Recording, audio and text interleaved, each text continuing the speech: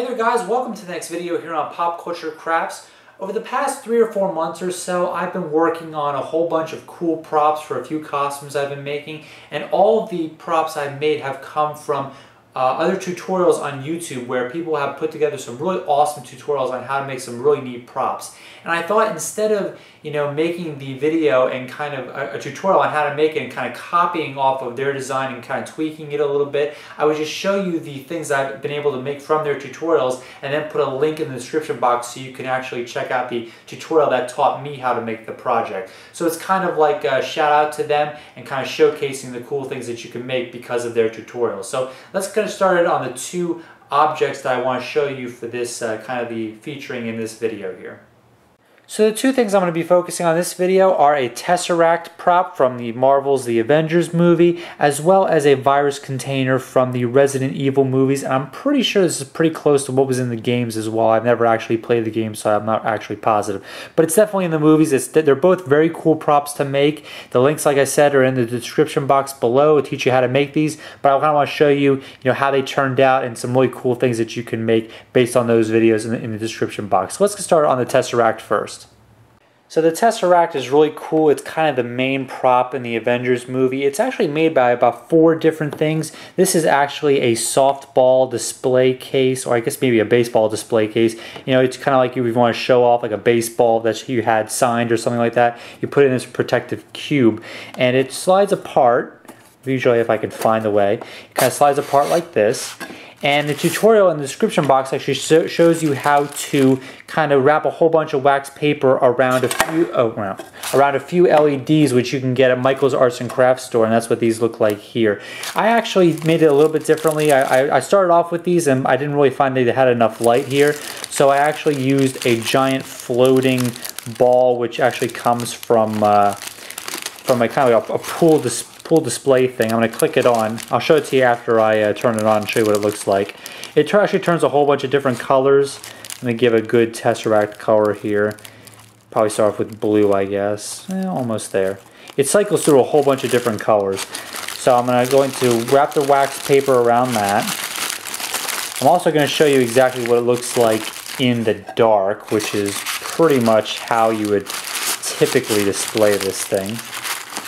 I thought that the pool ball gave it a much kind of more even glow, but it definitely works with these LEDs, which I'll talk about a little later. But first I want to show it to you what it looks like with the thing all lit up and in the dark. So lights, please. So yeah, that's what it looks like in the dark. Pretty doggone cool. Basically, like I said, there's 4 different things you need. You need like this softball display case, or I keep saying softball. It's either a baseball, I think. You got a little bit of wax paper in there. You got that light up ball. And then it's actually frosted. It's usually a clear display case, but you buy a little bit of frosting spray, and then that kind of gives it a cool, it really diffuses the light to make it look more like the Tesseract, which is really cool. And if you're using the ball, of course, it has like 5 or 6 different settings, maybe a bunch of different colors, so you can click through different colors depending on what color you want. But the kind of the blue color is the color I really like. And of course, you got these LEDs. You can actually get these at Michael's Arts and Crafts store in the floral department. These are floral LEDs. You can put them in vases and stuff like that. They are insanely bright, by the way. I've used these in a few other crafts in the past. These are the blue ones, and they border on being too bright. They're really, really bright. If you can use them for a whole bunch of different things. I actually glaze the top of these with glazing spray as well to kind of diffuse the light even more. I'm going to be using those in the Resident Evil virus container in just a few seconds. So we'll turn on the lights. I'll put this away. Definitely check out the video in the description box if you want to figure out how to make the Tesseract, because it's insanely cool. Would look really cool with a Marvel cosplay or a Marvel costume that you're going for. So we put the Tesseract aside, and we're going to move to the Resident Evil virus tubes. These are made with about 3 or 4 different things. The plastic is actually just polycarbonate tubing. It actually goes around the fluorescent lighting. It's a kind of a protective tube to prevent them from breaking. It usually comes in a long, kind of long tube. You cut it up like it shows you in the tutorial in the description. You get PVC end caps. You spray paint them. Just kind of a really cool just rugged metal color, and then those slip right onto the ends here. This is just plastic tubing in the inside, and then you fill it with food coloring and water, and of course you can make it a whole bunch of different colors. I have a red one here with kind of a different kind of end caps, or slightly different, depending on what you can get at a local home supply store. So those look pretty cool. Now I'm going to show you what you can do with the lights. So I'm going to take these end caps in, and I'm going to stick both of these lights inside. I'm going to turn them on. It's going to look really cool. And yeah, that's what it looks like when you put the lights and just kind of tuck them in between the double helix and pop the caps back on. Looks insanely bright on camera. It kind of washes out a little bit into a turquoise color on the top, but these are definitely both blue LEDs. It's lighting up a bright blue color, kind of like this on the cutting mat here, all the way on here. It doesn't actually show you how to put the LEDs in the tutorial, but like I said, it's real simple. You just get those LEDs like from Michael's Arts and Crafts, like I said, and just pop them into the end caps.